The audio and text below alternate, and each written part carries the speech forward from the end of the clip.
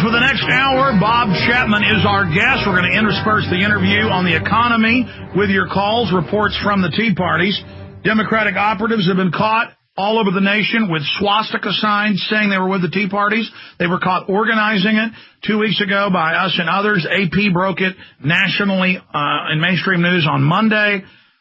Just incredible dirty tricks. Simultaneously, Homeland Security is saying what we already knew internally they were training for, homegrown solo terrorist, as bad as Al-Qaeda, FBI chief says. So focusing this apparatus in on the people of this nation. We're going to be covering that coming up. Again, Bob Chapman is our guest. But I want to go ahead and go to Bob Chapman. Bob, when we come back, this is a short segment, as you know. I want to get into, like, where'd my CNN go? Here it is.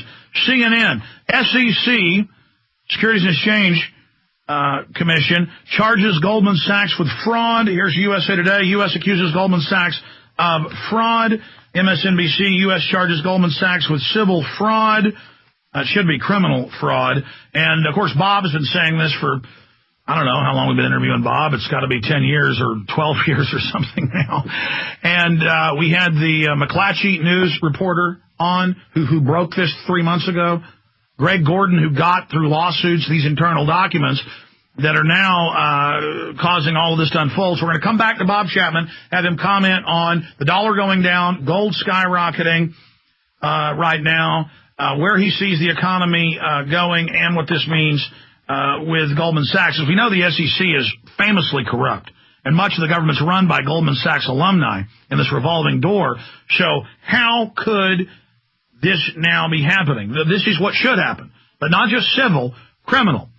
And this opens Goldman Sachs up to even more lawsuits. A flotilla have been launched in the last year and a half, but this needs to be criminal. But this does begin to open the door towards criminal, and justice be done, may the heavens fall. I'm just amazed this is even happening.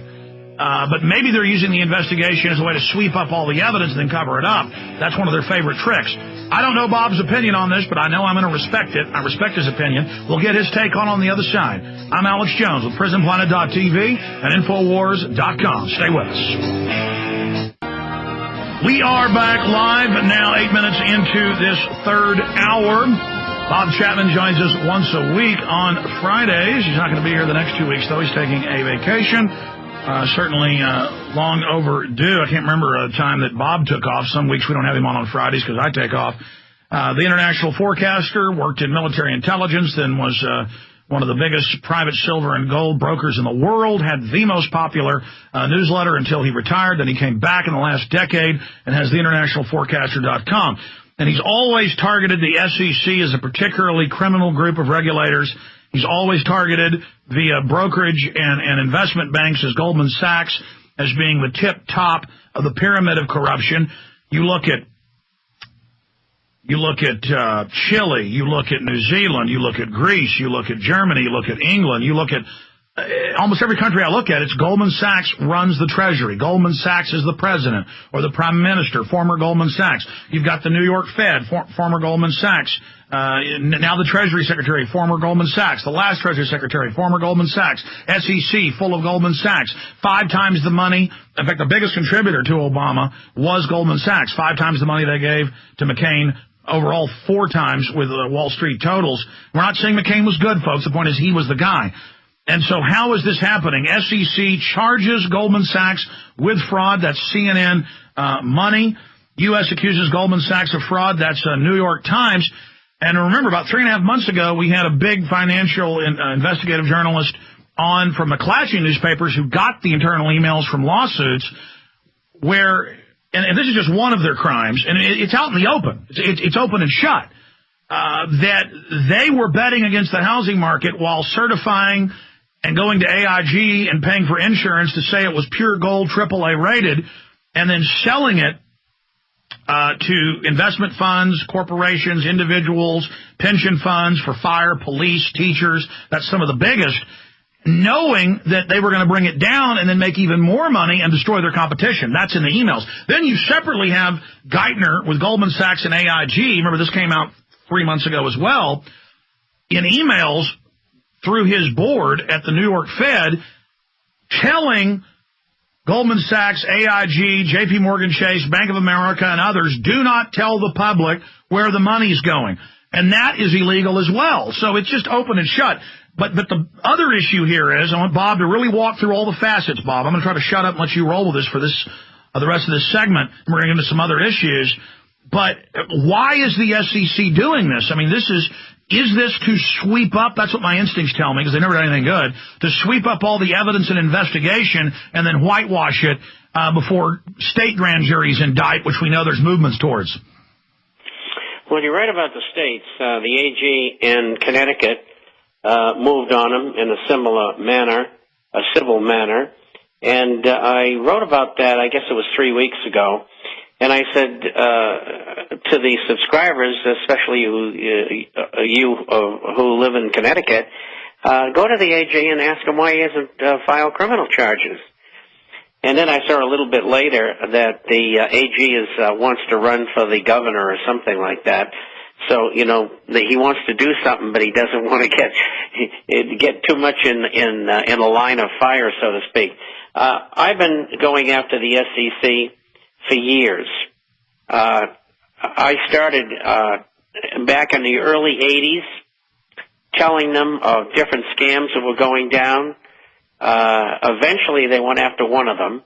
That was 10 years later. And remember, for 10 years, that other fellow, I forget his name, gave them complete dossiers on the Madoff scam, and they did nothing. That's right.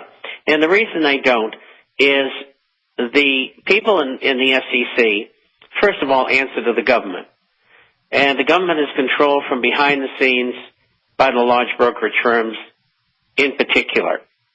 And these people who work for the SEC, they work there 5 or 7, 8 years. There's some exceptions, but not many.